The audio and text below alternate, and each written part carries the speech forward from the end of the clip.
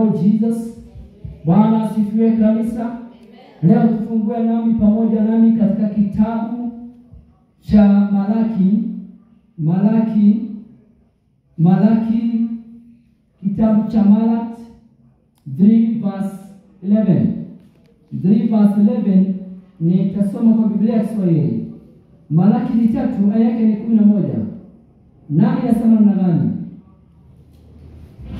Nami kwa ajili yenu nitamkemea yeye anaye, wala hataharibu mazao ya ardhi yenu, wala mizabibu yenu hautapukutisha matunda yake katika wakati wake katika mashamba, asema Bwana wa majeshi. I will prevent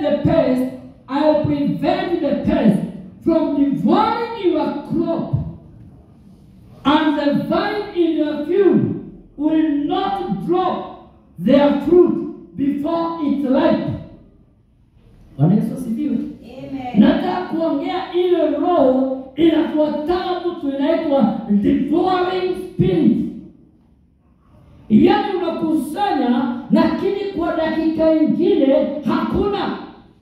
Na si wewe umeitumia, ni madivorce. Divorce yaweza kuwa ni ugonjwa. Wewe unaona kama ni kawaida. Pesa ulikuwa nazo, umezipeleka dieta, umezipeleka scanning, umezipeleka kwa daktari consultant fulani. Unaona kama ni kawaida. But let me tell you, that is a divorce. Chochote ambao kinatumika na haikuwa mpango na ilivyo. Neno linasema na kwa ajili yenu nitakemea yeye alaye, wala hataharibu mazao ya ardhi yenu, wala mizabibu yenu hautapukutisha matunda, yani maua ya matunda. Wakati tu imeiva, wakati imechanuka, shetani anakuja anatingiza, maua ya matunda yako inaanguka. Msichana wakati ameiva anatingizwa na pepo, usichana wote unaondoka. Mama wakati amelea, amesomesha watoto, wamekuwa vizuri, wameanza kuingiza vizuri, dakika kidogo gonjwa linakuja ama accident linamaliza vijana. Hiyo ni divorce. The word of God today, the Lord is coming to destroy every divorce spirit that has been following you. Amen. Yale mambo yamekuwa yakikufuata kama madivorce, unauliza ni nini? Maisha yangu yanaendeleaje? Niingizapo pesa mfukoni, mimi sioni nilifanyalo, kumbe ni divorce. Hallelujah. Amen. Sema roho ya divorce. Nimeikataa. Kwa jina la Yesu. Unajua ulimi una nguvu. Maana neno linasema kuishi kwako kuko katikati ya ulimi wako. Amen. Hallelujah. Amen. Thank you for not amen. Amen. The spirit of the divorce imekalia watu wengi. Watu wanafanya.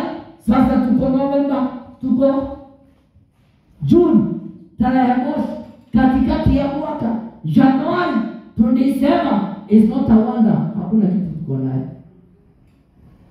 Nasikia kama hujafanya kazi. What the problem? Divorce. Roho ya kula, roho ya kukula mali zako, roho ya kukumalizia. Wengine wamedivoiwa ujana wao, unapotezwa na madivorce. Spirit of the divorce ndio ilimfuata kama fundisho la mara asubuhi ya kwamba umefuatwa na kitu apricot yako na ni lazima ikatwe, maana nimekufuata sana. Wale wamefuatwa na kitovu, roho za kitovu zimekufuata. Yani you are divorced. So chochote kunaingiza kinagojewa na hiyo roho ya divorce, muharibifu, na ishinde kwa jina la Yesu. Kumbukeni macho ya kiroho, uangalie katika laini yako, do I have a spirit of divorce monitoring in me? The spirit of the monitoring inakumonta, inaangalia. Umeweka 500 kwa mfuko, itaagisha ya kwamba that 500 is destroyed. Bwana Yesu asifiwe. Amen. Hamjawahi weka pesa mfukoni, wakati umeweka elfu zako 2, mambo inatokea na ni muhimu, na ni muhimu, inabidi iende huko. That is the spirit of the divorce. Divorce lazima akuje na mambo ambayo unafikiria ni mabaya. Divorce hajifichana hata kwa mazuri. Manielewa? The spirit of the divorce, when you come and realize, you understand that every evil thing is a Satan. The divorce will come now with a good name. Hallelujah. Amen. Kwenda kupeleka maombolezo pesa ni vibaya, si ni vizuri, lakini divorce anatafuta njia kama hiyo akutulie. Mtu mmoja akafanya biashara vizuri, lakini hapo anajua amefuatwa na roho ya divorce. Hii spirit ya divorce imemfuata.